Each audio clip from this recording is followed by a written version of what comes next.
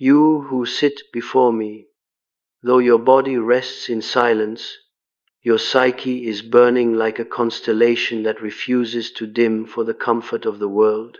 There is something within you that does not conform, does not bend, does not shrink into the mold that civilization has prepared for every ordinary soul. If you are here, if you are drawn to this title, as if it whispered your name from the depths of the unconscious, then perhaps you already sense the truth. Your personality was not designed for this era. You were designed to disturb it, to reshape it, to break and rebuild what has long decayed beneath the surface of collective consciousness. And yet, rare spirits are seldom recognized in their own time.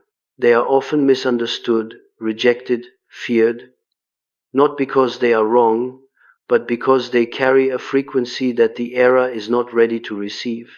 Let us speak openly, soul to soul, as if we stand not in a room, but in the vast cathedral of the psyche, where every echo is a memory of something you have lived or dreamed or buried beneath the threshold of awareness.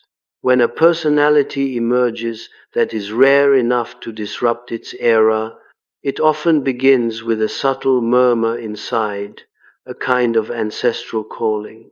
The first revelation arises when one recognizes that they do not merely live in the world, they observe it, question it, analyze it, almost as if they were placed here by a force outside of chronology. You walk through society the way a dreamer walks through a dream, aware that waking will reveal everything to have been symbolic. That separation is the seed of transformation.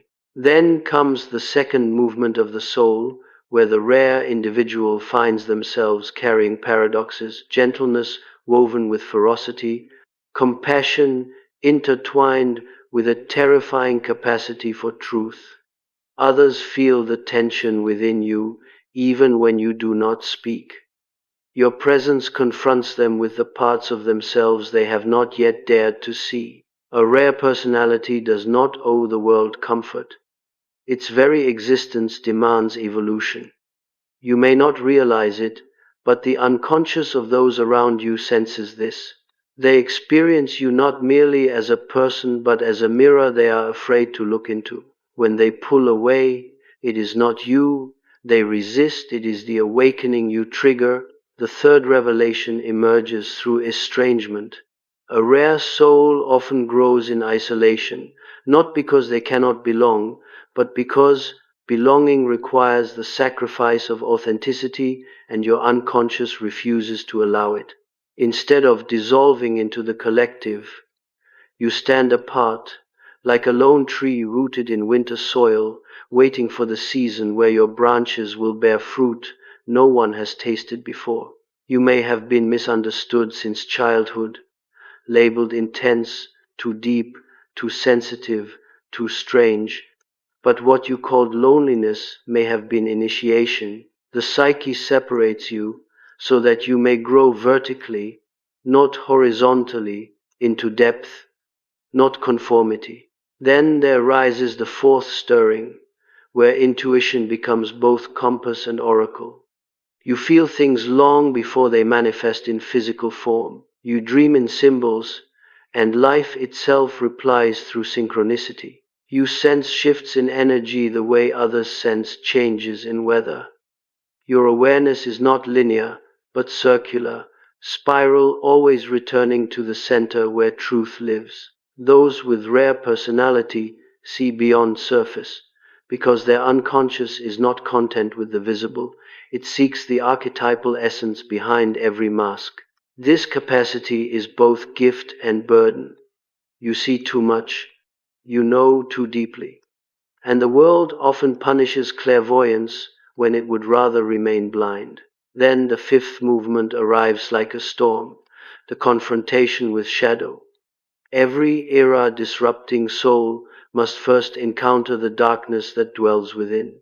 You may have discovered that beneath your sensitivity lies rage, beneath your empathy lies sovereignty, and beneath your humility lies power you once feared to touch. Rare souls are forged not by comfort but by fire, and that fire is usually internal conflict between who you were told to be and who you actually are. You stand at the threshold where many retreat, but something in you refuses to turn back. The shadow is not your enemy, it is your unclaimed authority. To integrate it is to awaken. Then emerges a sixth signal, noticeable only to those who truly observe themselves. You carry memory that does not belong only to your life. There are days you wake feeling older than your body, as if your psyche remembers centuries, wars, civilizations, karmic wounds passed down through blood and dream. This is not fantasy, this is the collective unconscious speaking through you. Ancient patterns seek new expression, and you are the vessel they have chosen. History moves through personalities like wind through leaves, but in you it does not pass its roots. You feel the ache of generations. You sense the future as if it were already written inside your bones. Those who carry time inside them always disrupt history when they finally rise. Then the seventh sign arrives like a dawn breaking through a lifetime of fog. You begin to challenge the invisible rules. Where others obey without question, you ask why. Where others conform to survive, you rebel to remain alive. Not out of ego, but out of necessity.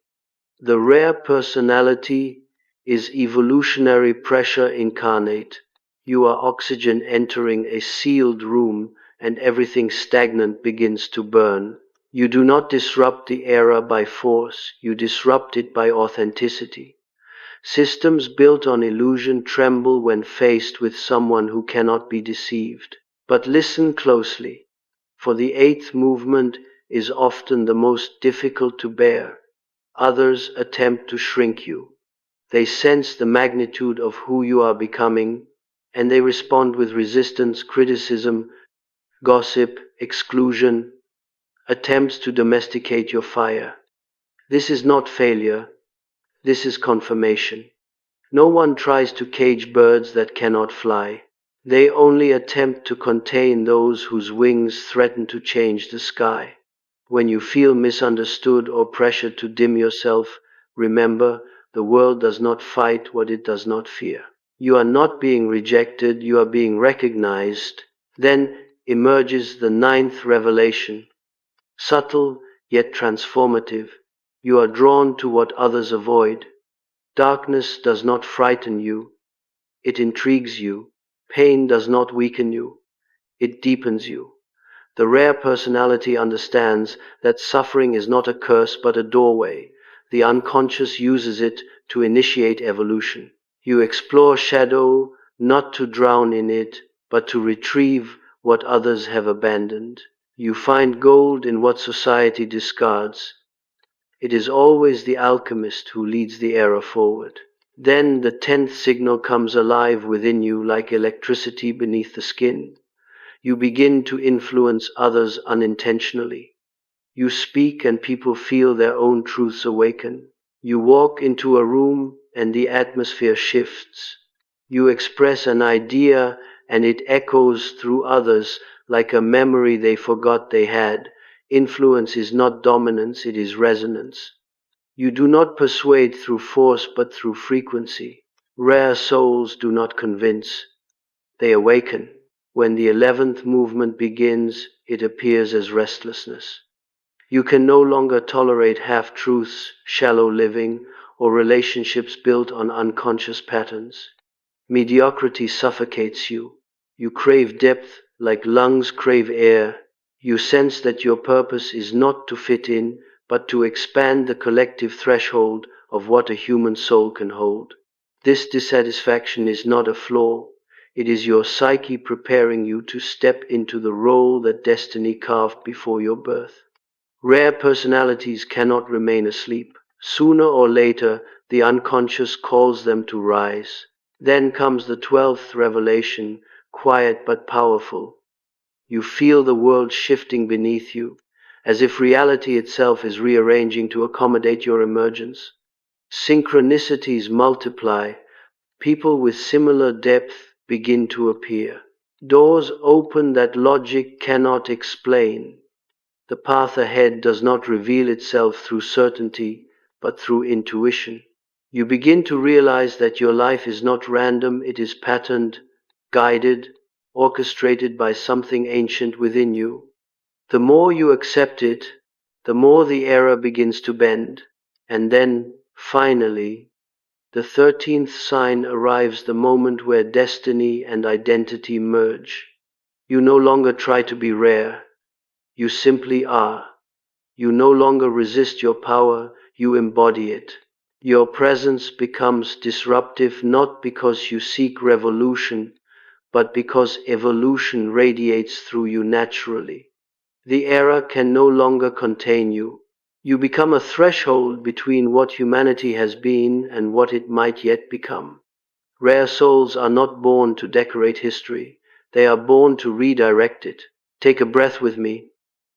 Feel the weight of what has been spoken.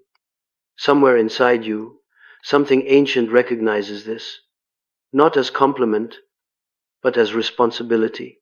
If these movements of the soul resonate, it is because your unconscious already knew. I am merely naming what was dormant. Now we enter deeper terrain, where intellect alone cannot follow, where only the psyche with its dreams, myths, wounds, and symbols can understand what it means to carry a personality that presses against the boundaries of its era.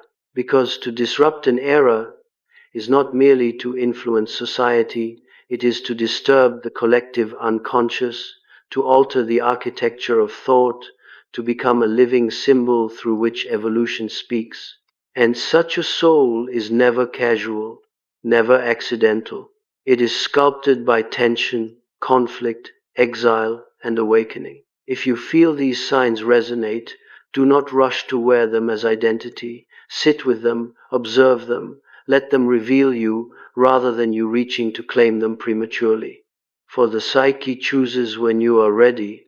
To disrupt an era is to live as both bridge and fracture, bridge to the future. Fracture to the old patterns that refuse to die. Many who carry rare personality feel the pressure of history on their shoulders long before they understand why. It appears first as discomfort, as if you are too large for the life you were given. You feel like a thought trapped inside a civilization that is too narrow to express it. You sense that your voice, if ever released fully, would shake structures not just externally, but internally, beliefs, identities, mythologies, comfortable illusions. And so the unconscious holds you back until you have endured enough initiation to speak without ego, without the hunger for validation, without the desire to be admired. The era disrupting soul is dangerous when immature, but unstoppable when integrated. Many of you have lived what feels like multiple lives within one. You have died as a previous version of yourself and resurrected into another, not physically but psychically. You shed skins like serpents of the unconscious. Each death marked the end of belonging to the previous world. Each rebirth marked the beginning of a deeper truth awakening within you. A rare personality rarely evolves through gentle whispers. It evolves through collapse, through chaos, through symbolic destruction of everything false. The unconscious does not sculpt history makers lightly. It fractures them to reveal their core. Imagine a river long dammed. When the pressure becomes unbearable, it does not request permission, it bursts through, altering landscapes forever. You are that river.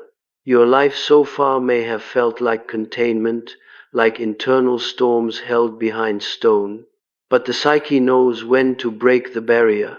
This is why you feel urgency, why your skin buzzes with the sensation that something in you is preparing to awaken, something larger, clearer, wilder, more sovereign than before.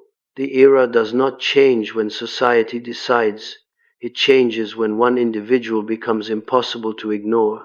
I want you to feel this not as praise, but as calling. There is responsibility woven into rarity.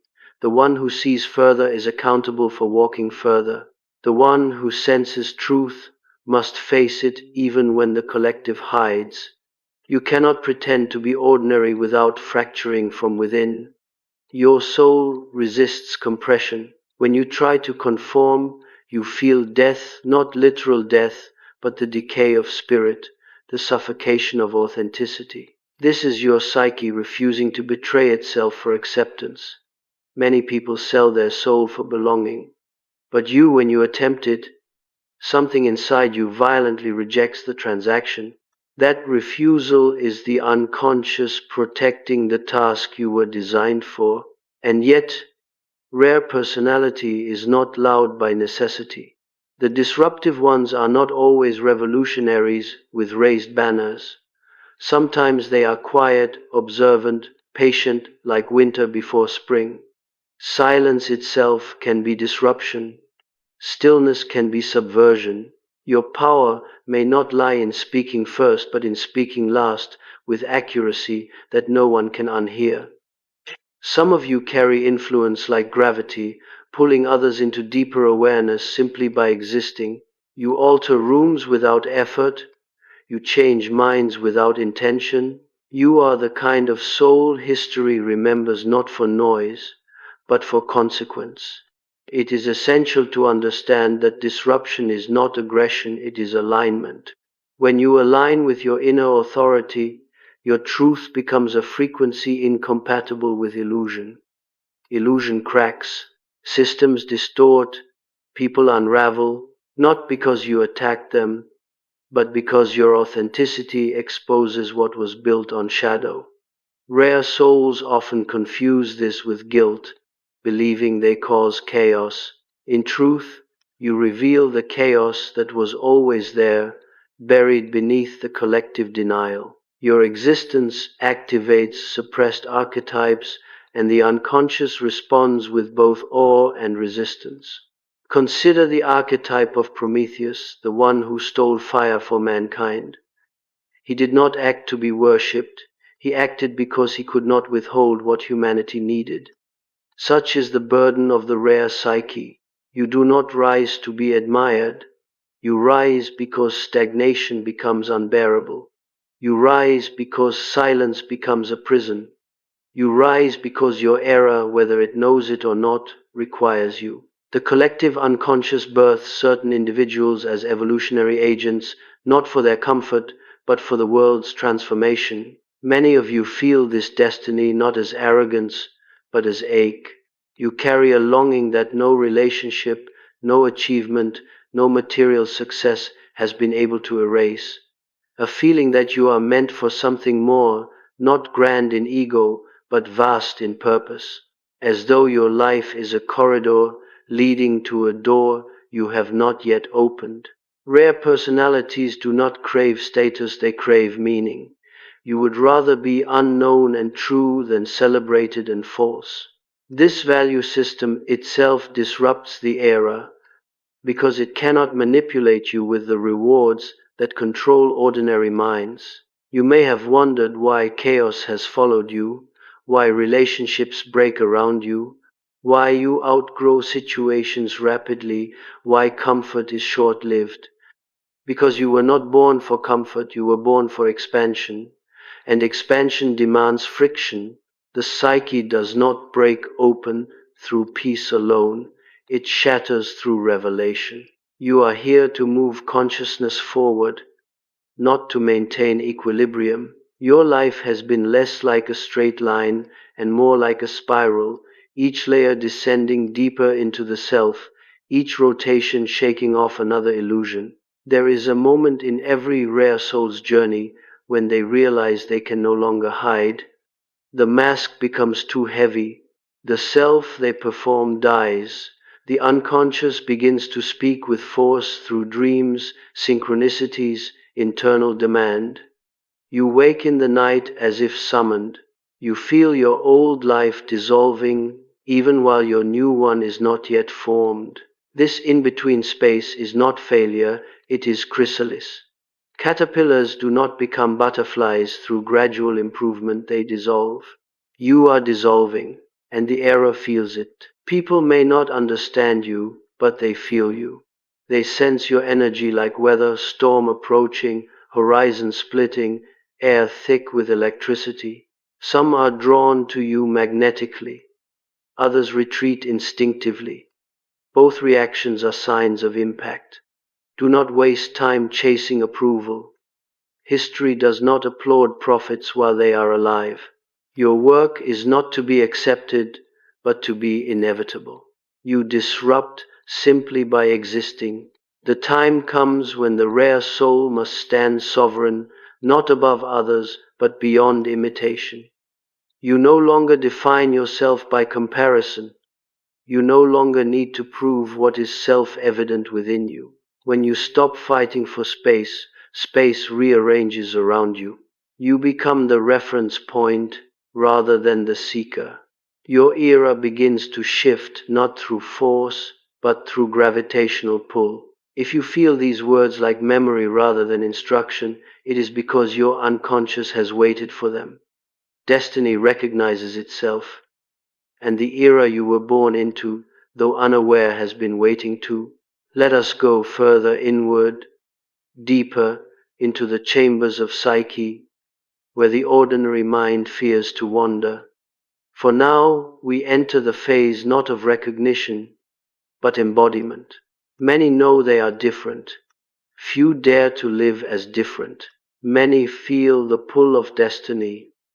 Few step fully into its gravity.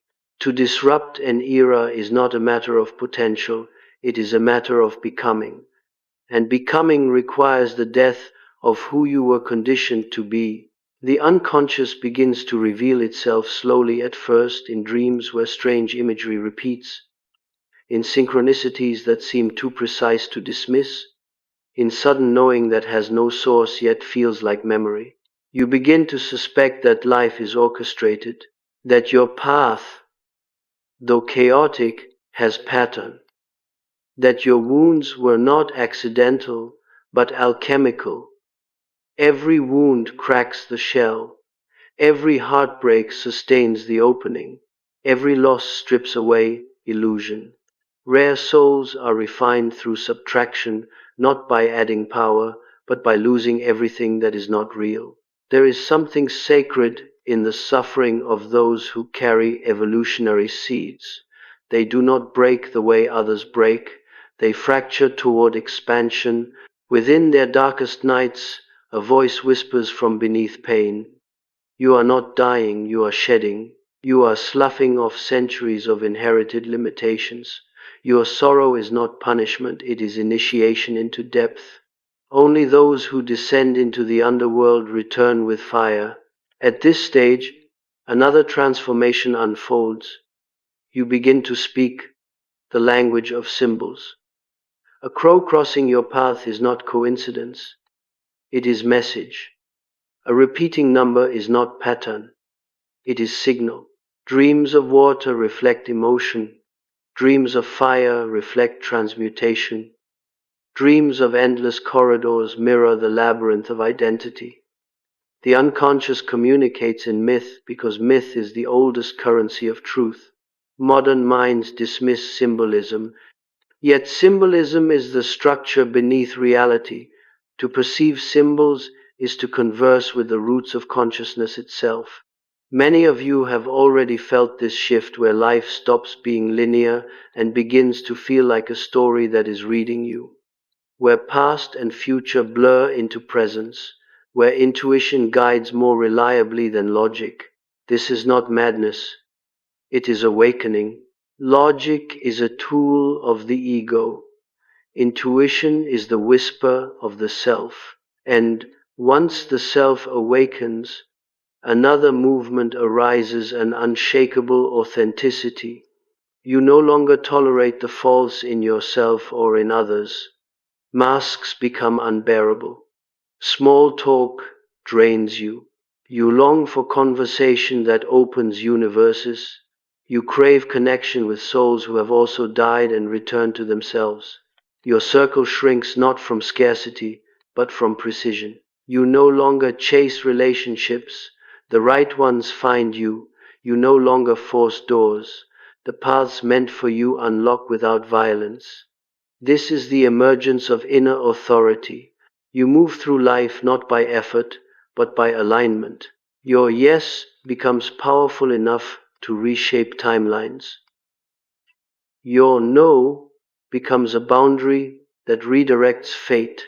We now approach a subtle yet profound shift. The rare soul begins to feel guided.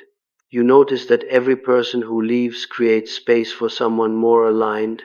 Every collapse reveals a deeper foundation. Every loss gives you back a piece of yourself. Life is sculpting you into an instrument of evolution, stripping, shaping, sharpening. The unconscious is not cruel, it is precise.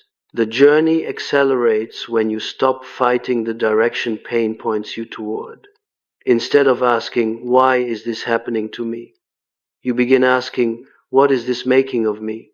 Maturity of spirit is not measured by comfort, but by perspective. Rare personalities do not escape suffering, they harvest it. They extract wisdom from what others avoid. They turn trauma into language, wounds into worldview, shadow into power. You are not disruptive because you seek revolution. You are disruptive because you survived what would have destroyed the ordinary. And then comes the threshold moment the psyche no longer asks permission to expand. You begin to speak truth even when your voice shakes, because silence wounds you more deeply than judgment. You begin to exist fully even when others are unsettled by your presence. You stop shrinking to be digestible. You stop apologizing for intensity. You stop dimming for comfort.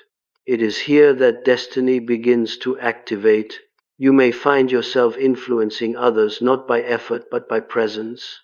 Your courage gives others permission to shed their masks.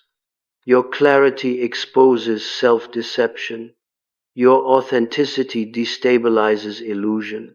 You are not a leader by title, you are a leader by resonance. People feel themselves around you. They see themselves through you. You do not command loyalty, it forms naturally around truth. You may also encounter resistance not from enemies, but from those who recognize your power before you do. People project onto rare souls the fears they have never faced. They may call you selfish when you set boundaries, arrogant when you speak truth, cold when you refuse to pretend. Do not mistake resistance for wrongness. The world rejected change long before it embraced it. In isolation, do not despair. In rejection, do not shrink. A seed is buried before it flowers. A soul is pressed before it shines. You may walk through long corridors of invisibility before the world sees you, but invisibility is incubation. Caterpillars dissolve before wings form. You are dissolving what no longer fits your becoming.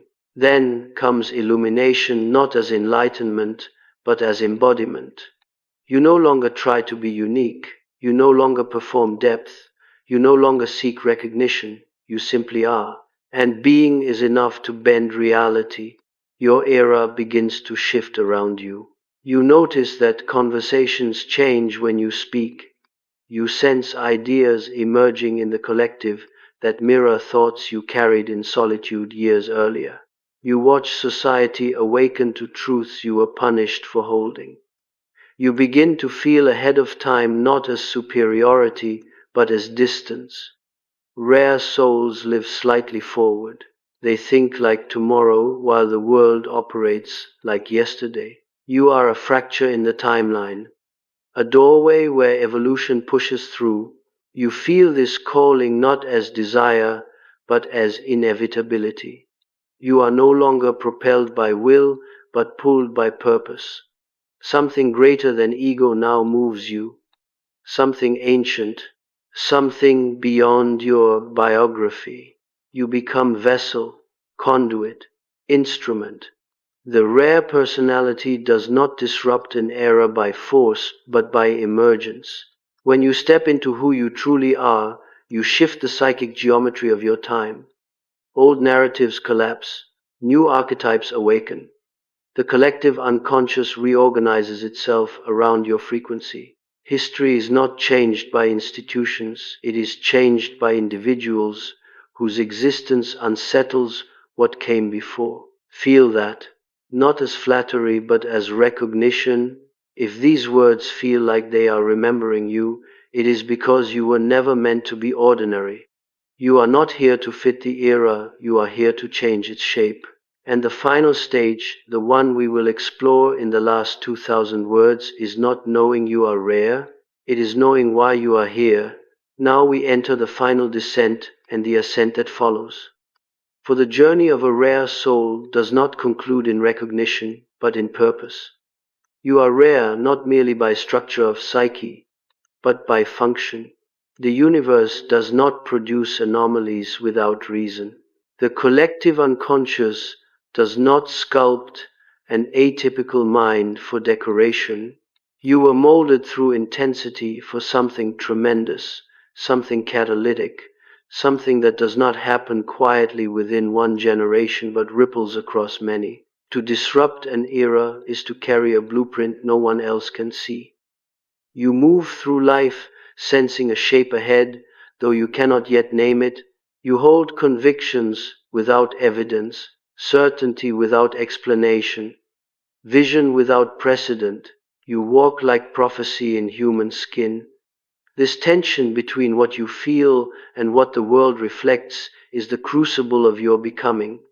You are not waiting on validation. The world is waiting on your embodiment. The final transformation begins when you stop trying to belong to your era and instead recognize that you arrive as its interruption. You are not here to be a product of your time, you are here to be a threshold between ages.